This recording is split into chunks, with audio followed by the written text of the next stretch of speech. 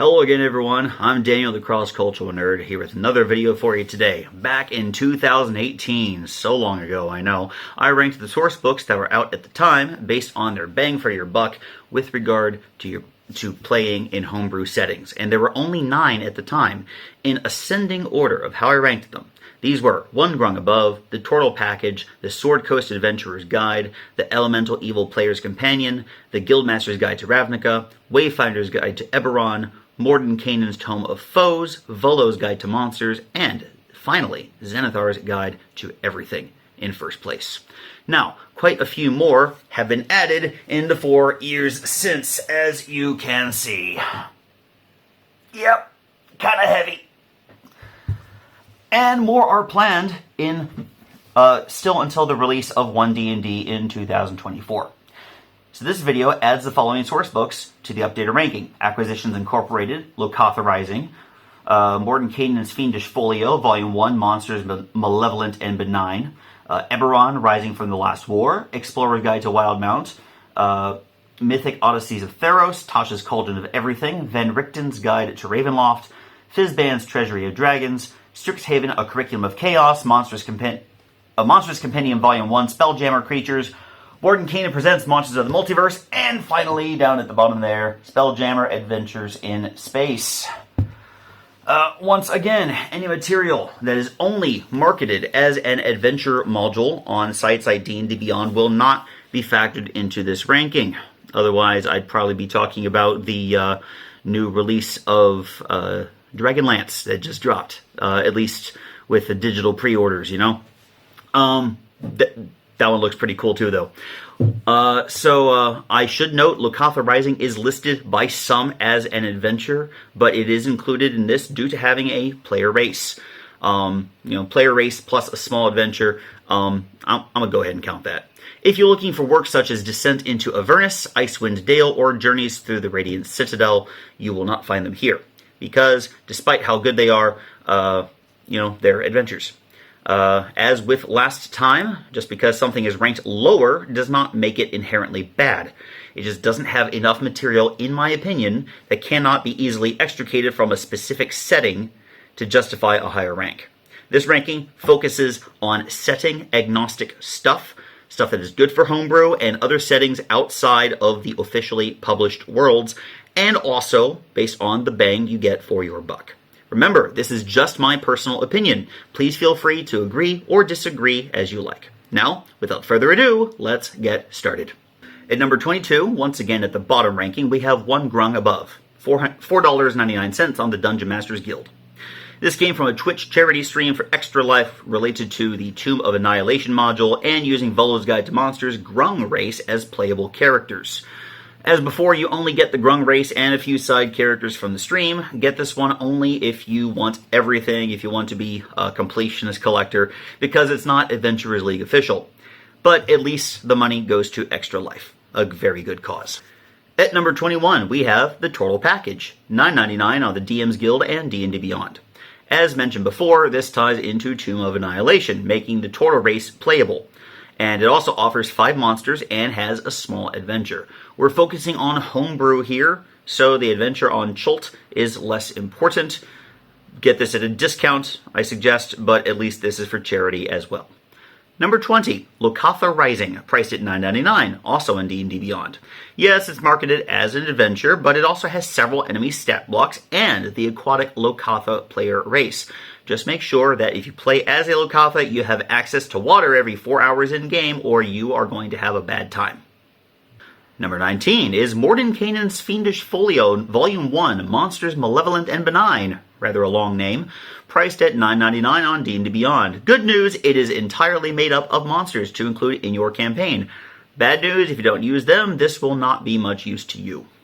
Number 18 is our first full-sized sourcebook on this list, Wayfinder's Guide to Eberron on the DM's Guild for $19.99, and sadly no longer available to purchase on D&D Beyond. It has taken an absolute nosedive from its previous ranking of number 4 out of 9, because Eberron Rising from the Last War, further up the list, made it completely obsolete with updates to races, the Artificer class, and lore. I had it on D&D Beyond. I still have access to it, but they did this book really dirty when Rising from the Last War released, because suddenly I couldn't even access the older version of the Artificer class unless I bought the new book. I just lost all access to it whatsoever. If you want the older versions of the Eberron races, the Kalishtar, the Shifter, the Warforged, the Changeling, the Artificer, the House Agent backgrounds, the Dragon Mark sub-races, NPCs, items, sure, you're welcome to it, but honestly, if you don't have the Eberron material yet, you're really just better off buying Rising from the Last War, ranked further up. Number 17, finally a hard copy, is the new Spelljammer Adventures in Space, retailing for $69.99 at the hard copy cover price and $49.99 on D&D Beyond. Spelljammer was one setting that fans had been begging for years, and it is very neat if you want to mix fantasy and sci-fi. The NPCs and monsters are neat. The races, the Astral Elf, the Hadozi, the Plasmoid, the Gif, and a reboot of Dark Sun's Thrycreen have a lot of cool aspects, and they're worth checking out. Now, the trouble here, other than the Hadozi controversy that arose, is the price. If you get it in hard copy, you're paying $70 for what's, a DM screen. And, I'll admit it is a very pretty DM screen. Let me just unfold that for you. Oh, dear. Let you look up the info yourself, but seriously, that's some pretty artwork there. You get a DM screen, and you get 3 volumes. The Light of Xerxes adventure, Boo's Astral Menagerie, which is kind of a monster manual, and the Astral Adventurer's Guide. They're lovely to look at, they're good reads, but the total page count is just barely higher than the Sword Coast Adventurer's Guide, and that one's the shortest hard copy source book we have released so far. And furthermore, the rules about spell jamming ships are sorely lacking, to the point some have said you pretty much need the Ghosts of Saltmarsh adventure module just for ship rules. And even the electronic version on D&D Beyond costs as much as the more expensive hard copies of any other published book so far. The content's really cool, but it is sorely overpriced. Again, I'm looking at this from a bang-for-your-buck perspective. Save this one for Black Friday or Cyber Monday. Number 16 is Strixhaven, a Curriculum of Chaos, retailing for $49.95 at the hard copy cover price, and for $29.99 on D&D Beyond. This is based on one of the newest settings in Magic the Gathering. It revolves around a magical university. On the surface, there's really very, very little here that's actually setting agnostic. Almost everything except for the Owlden race, the spells, and a magic item are specifically Strixhaven. Now, once you start reskinning stuff, then you can see some options. The NPCs and the enemies are pretty neat, and there are several minor magic items. My favorite of the common magic items is literally a magical coffee thermos. But while Strixhaven is specific to one setting, it might provide inspiration for magical schools in your world, assuming that you use them at all. So far in my campaigns, I've never been in a magical university setting, although you did have one in Critical Role. What puts this book so low, though, this is something I have a bone to pick with Wizards on, is the fact it was marketed as a source book. Yet the great majority of this book is a multi-part adventure. Unless a huge part of your campaign is school stuff, you're going to be ignoring 4, possibly 5 chapters of this book. It's not really the best for homebrew campaigns. However, there are 2 things that do stand out very well other than the Owlin race: the spells and the background. Starting with the background first, if you reskin the background, which is as a student at one of these colleges, you get the first background in D&D 5th edition to have a feat as a feature. And the feat is something that is similar to Magic Initiate. You pick one of 3 cantrips, and then you have your... Oh no, you pick 2 of 3 cantrips, and then you pick 1 magic spell from 2 class lists. So you got a huge variety to choose from in that regard. It's a really cool feat. The spells are definitely something to see as well. Most notably, Silvery Barbs. This spell is absolutely bonkers for a level 1 spell. The other new spells are level 2s. Borrowed Knowledge, which lets you essentially be proficient in a skill you're not proficient in for an hour. And Wither and Bloom, which lets you harm enemies and heal an ally in the same area of effect. Are my other 2 favorite spells here. But the other spells are great too. Give them all a look. And if you get anything a la carte on D&D Beyond, make sure you get the spells because they are worth it. Number 15 is Monstrous Compendium Volume 1 Spelljammer Creatures with the low price of Diddly Squat. That's right, it was released for free in the lead up to Spelljammer. I got my copy on D&D Beyond. Normally something free would be higher up, like a certain other free title, but what keeps this from being higher is the fact it only has 10 monsters. Now, those 10 monsters are fun and interesting, especially the Eldritch Lich and the Yggdrasti, I believe it's called, but they're too few to really give this a higher rating. Number 14 is Acquisitions Incorporated. This was a side project of Penny Arcade's titular podcast that grew into its own franchise. It is available for $49.95 in hard copy and $29.99 on D&D Beyond. Now, where this book really shines is in having guidelines for running an adventuring company for hire. There are some fun options for company roles, which can be reskinned for your world as needed. There are also some fun backgrounds. You also have the goblinoid race called the Verdin, a couple of vehicles, several magic items related to company roles, and some fun spells. What keeps this from being higher, however, like several other books on this list, is the fact that many of the NPCs are exclusive to the setting, and a sizable portion of the book is also its own adventure. Not quite to the degree of Strixhaven, though. And if your campaign isn't part of a guild or some other company, then the bulk of this book will be of rather limited use. Number 13, rather fittingly, is Van Richten's Guide to Ravenloft, costing $49.95 in hard copy and $29.99 on D&D Beyond. This book explores adding horror elements to your campaign. Now, the vast majority of this book is about the domains of dread, which the most famous of which being Ravenloft, of course. It's in the freaking name, for crying out loud. In theory, you could tack them onto your homebrew setting, as they are technically kind of their own planes of existence separate from others, but if you want to be truly setting agnostic, it does have instructions on making your own domains of dread. My favorite parts of this book are the racial lineages. The Dhampir, the Hexblood, and Reborn are all very worth checking out. You've also got the College of Spirits Bard and the Undead Patron Warlock, and the Bestiary with lots and lots of creepy enemies to throw at your players. These will be of much less use, however, if you don't have lots of horror elements in your campaign, but it's still very much worth a look. Number 12 is Mythic Odysseys of Theros, taken from the ancient Greece-inspired Theros setting from Magic the Gathering. It costs $49.95 in hard copy and $20.99 on D&D Beyond. Now, Theros has quite a lot going for it. You had the Leonin and Satyr races, the Oath of Glory Paladin, and the College of Eloquence Bard. The athlete background, a few neat magic items, divine blessings, and artifacts that might be reskinned, and some cool enemies, including the first enemies to get mythic traits for a tougher round 2 in boss fights, like a one-winged angel form, or like the Metroid Prime boss fight, that kind of thing. All these aside, the overwhelming majority of this book is just the pantheon and geography of the setting of Theros.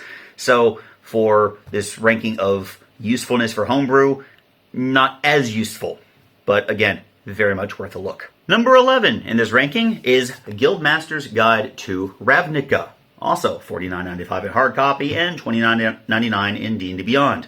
Noticing a trend here. This is from another Magic the Gathering setting, once again. In the first ranking, this was the only Magic setting. But once again, this book also has mostly setting-specific stuff. Now, Ravnica's guilds might be reskinnable if you're really creative. Where this shines for homebrew, however, is in the options for races, its 2 subclasses, and its magic items and enemies. Now, just like Theros, the subclasses and a couple of the races have been reprinted. Now, what puts this just barely above Theros despite the book's items and NPCs, is the potentially reskinnable backgrounds, and the fact that 3 of Ravnica's races, the Loxodon, the Vidalcan, and the Simic hybrid, have never been re-released in any form compared to Theros' Leonin race, only 1. So just barely edges out Theros for that reason. Number 10 is the Sword Coast Adventurer's Guide, available in hard copy for $39.95 and on D&D Beyond for $29.99. This is one whose ranking from before I wanted to revisit, as it now ranks above Ravnica, which it was below last time. This book is mostly about Faerun in the Forgotten Realms setting, so that won't be as useful, but there are more subclasses offered here, 11 of them, than in any other published book outside the Player's Handbook, Xanathar's, or Tasha's. And most of them have not been republished in any form. Some have, a lot have not. And it has a dozen backgrounds for characters to use.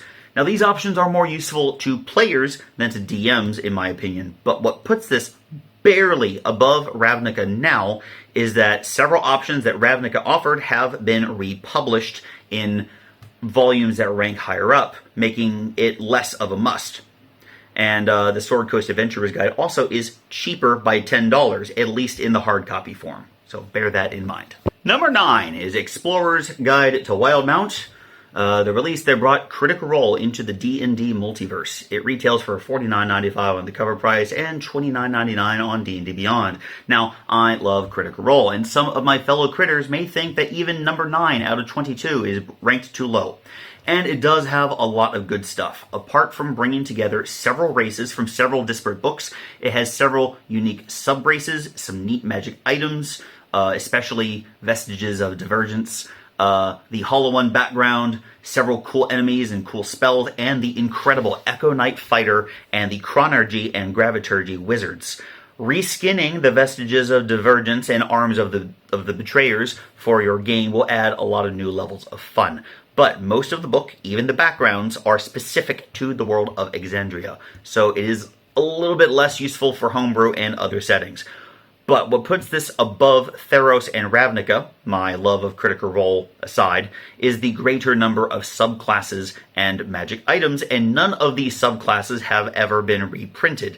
Despite most of the material being world-specific, it is still very well worth a look.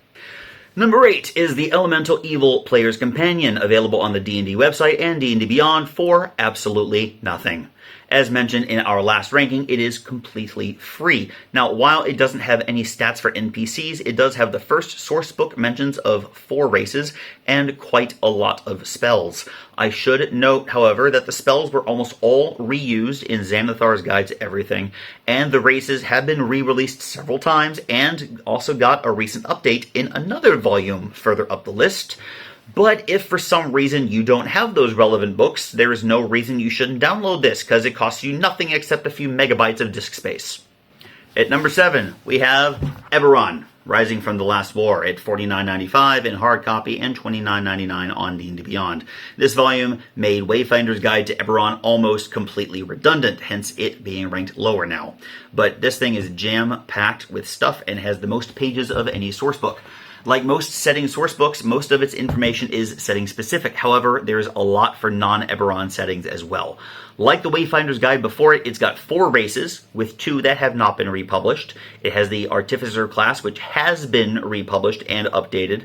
Dragon-marked sub-race options and a background that can be reskinned. Lots of neat magic items and NPCs, and several guidelines for working with adventuring organizations and group patrons. Think like Acquisitions Incorporated, but more concise and far more options just than finding and selling stuff. Of the source books dedicated to specific settings, this has the most options for other settings to use, and in my opinion is well worth the purchase. At number 6, we have Mordenkainen's Tome of Foes, originally with a cover price of $49.95, but no longer purchasable on D&D Beyond if you don't already have it, due to the release of Mordenkainen Presents Monsters of the Multiverse. Though, if you already purchased it before, you still have access to it, thankfully. This book was notable for several things. It had lots of lore on various races and other planes, which you can pick from or ignore as you like, as this is your world, your homebrew. It had several player races and sub-races, multiple tiefling varieties, the Eladrin, the Shadar Kai, the Sea Elves, Gith, Dwergar, It's got a bunch of enemies, many of which were high-level stuff like archdevils, archdemons, celestials, other really high-level foes. However, it does take a hit to the ranking due to Monsters of the Multiverse changing up much of its content. But if you don't like those changes, feel free to use the Tome of Foes version as well. Hence why this is not nearly as lowly ranked as Wayfinder's Guide to Eberron. And now we hit our top 5. At number 5, we have Volo's Guide to Monsters. Like Mordenkainen's Tome of Foes, this was originally priced at $49.95, but it is no longer on D&D Beyond for purchase due to Monsters of the Multiverse being released. That said, again, if you purchased it before, you still have full access to it as legacy content. This book had more lore on common foes and NPCs. Several player races like the Aasimar, Firbolg, Goliath, Kenku, Lizardfolk, Tabaxi, Triton, as well as the more quote-unquote monstrous races like Bugbears, Goblins, Hobgoblins, Kobolds, Orcs, and the Yuan-Ti Purebloods. Had quite a lot of enemies that were more suited for a low to mid-level range. However, this book also takes a small hit to the ranking, partly because Monsters of the Multiverse changed things up, and partly due to a couple of other releases that, in my opinion, are cooler or more useful. You'll see them pretty soon. Like Tome of Foes, and unlike Wayfinder's Guide to Eberron, though, Volo's Guide does have more lore you can draw from or ignore than its later release, and you are free to use these earlier versions of enemies if you like. They are not completely obsolete. At number 4, we have Fizban's Treasury of Dragons at $49.95 on the cover price and $29.99 on D&D Beyond. I rank this pretty high, number 4 out of 22, because I'm a big fan of dragons. And this also has a ton of info on the various types. It also includes gem dragons and their descended dragonborn, along with other types of dragons, many other types of dragon, really, and it revamps the dragonborn race from one of the most lackluster player races stat-wise to one of the best. It's got 2 new subclasses and some cool spells and magic items as well. My only complaint with this book is that it doesn't update the Draconic Sorcerer to include those of Gem Dragon lineage, although you can homebrew changes to that if you like. But if you like anything related to dragons or just Draconic anything, this is very much a keeper. Go buy it. At the very least, get the new Dragonborn. It's amazing. Here we are, born to up your game. It's the Monsters of the Multiverse. I know I suck at singing. Don't sue me, Queen. Parodies, protected speech. Love you guys. Mordenkainen Presents Monsters of the Multiverse is number 3 on our list. I could not help giving a shout out to Highlander, because seriously. $49.95 for the hard copy cover price and $29.99 on D&D Beyond. This is one of the more recent Sourcebook publications. It combines many of the previously released races and sub-races along with the monsters and NPCs from Volo's Guide to Monsters and Mordenkainen's Tome of Foes all into one volume. There are so many options for player and DM alike, and that is what brings this book into the top 3. Now, you should note that none of the races only in the Player's Handbook are in here. It combines and tweaks all of the races from Volo's, from Mordenkainen's, and from the Elemental Evil Player's Companion, as well as some from Ravnica, Theros, and Eberron, and the new Fairy and Harengon races from the Wild Beyond the Witchlight Adventure. 33 races in all. I do wish that they had brought in the Kalishtar and Warforged from Eberron, and the Leonin from Theros, and the Loxodon and Vidalcan and Simic Hybrid from Ravnica. I don't know why they didn't make the cut, but you know, the others are still really nice. What were originally only sub-races often got their own racial stat block. Most races actually got a net buff in what they could do. The biggest winners by far, I think, were the Genasi, Kobold, and Kenku, and some got a nerf, like the fly speed for Aarakocra. It used to be 50 feet. Now it's a base of 30 feet, which, you know, an eagle person flying faster than an owl person or an eagle person flying faster than an owl person or a fairy just makes sense, you know, but, you know, 50-foot fly speed, that was a lot. The Satyr's magic resistance, it's now only resistant to spells. The Yuan-Ti's poison immunity was turned into poison resistance, but this is nothing that makes anything unplayable. Nothing got a game-breaking nerf. Most of these were actually given a net buff, which is great. A bunch of abilities were changed from once per rest to however many times per day equal to your proficiency bonus. This gives more utility to many abilities. Many enemy stat blocks got streamlined and tweaked in an attempt to match their challenge ratings. Now, one huge change in these NPCs and monsters was trading out many of their spells for spell-like abilities, and this seems to be a way to indirectly nerf the power of counterspell and dispel magic, because those specifically counter spells. So spell-like abilities and spells are different. I know that the community has debated over this release for a while. Some people like the changes, some don't. And recently I started DMing a new campaign, and I plan to use both older and newer styles to see how things work out. And the one thing this book lacks in comparison to its predecessors, Volo's and Mordenkainen's, is lore. But for a homebrew world, this is less of a problem, and honestly, despite the changes, I'd say this is well worth the purchase. We're down to the final two, and it is close. It is final two. We have Xanathar's Guide to Everything and Tasha's Cauldron of Everything. It's a borderline tie. Xanathar's has more subclasses. Tasha's has more new class features. Both of them have really, really cool spells. Both have really cool Dungeon Master tools. Both of them are amazing choices for homebrew settings and setting-agnostic options, but I have to pick one over the other. So, our ranking for number 2 is Tasha's.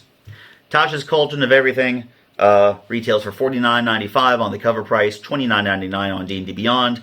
Tasha's Cauldron of Everything was the first source book to start actively expanding things beyond previous racial limitations.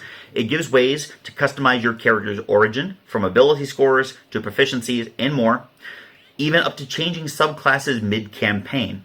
It has several new subclasses, with some that have been reprinted and tweaked for play outside their original settings. It brings back the Artificer class from Eberron and adds the subclass called the Armorer. There are optional class features to further expand what certain classes can do. It revamps the Ranger class, which is especially the Beastmaster subclass, and makes it into something far more viable. It does with the Beastmaster what Fizzbands did with the Dragonborn race, except better. More Battlemaster maneuvers, more Sorcerer metamagic, more Warlock invocations are added, and you get several new spell options, especially summon spells that are very cool to check out. Lots of new magic items. There are rules for sidekicks, for environmental hazards, pre-made puzzles, group patrons, and more. Honestly, there are no drawbacks to this book. Seriously, it is a must-buy. But we still have number 1. Retaining its rank from last time, Xanathar's Guide to Everything, $49.95 for the cover price and $29.99 on D&D Beyond. I went over all of my reasons for liking this book the most the last time, but it's been 4 years, so let's recap. Xanathar's, like Tasha's, also adds a bunch of fun subclasses to the mix. Some of them are reprints, but most of them are originals and really good ones. It has more spells. Some of these spells are reprints from the Elemental Evil Player's Companion. Some of them are new. And there are DM tools. There are more DM tools than Tasha's, I would say. These DM tools include random encounters, expanded use for tools, which is very useful, traps, rivals, a myriad of downtime activities, and more. You got rules for fleshing out character origins. You have several racial feats to provide more options to these races from the player's handbook. And then there are also a bunch of common magic items, rarity, otherwise underused in this game. There's also a section for names from fantasy and real-life cultures in case you have trouble thinking of a name for your character yourself. Though, if anything in this book could be considered a weak feature, this would be it. This is like the one thing I would say is the weakest part of the book. But the sheer number of spells, subclasses, and Dungeon Master's tools is what nudges Xanathar's just barely over Tasha's for the number 1 spot for me. I know some may disagree, but this is my opinion. At this point, though, let's just be honest. Both these books are absolutely essential for players and Dungeon Masters alike. And that's our ranking. What do you think? Now at least you have some ideas for nerdy Christmas gifts right before Black Friday, too. Agree, disagree, have other feedback? Comment in the comment section below. I'll get back to you. If you enjoyed this, please like and subscribe. Also follow me on Facebook at Cross Cultural Nerd and on Twitter at X Cultural Nerd. That is the letter X Cultural Nerd. I'm Daniel, the Cross Cultural Nerd. Hope you enjoyed this D&D Sourcebook ranking, and I'll see you again next time. Bye-bye.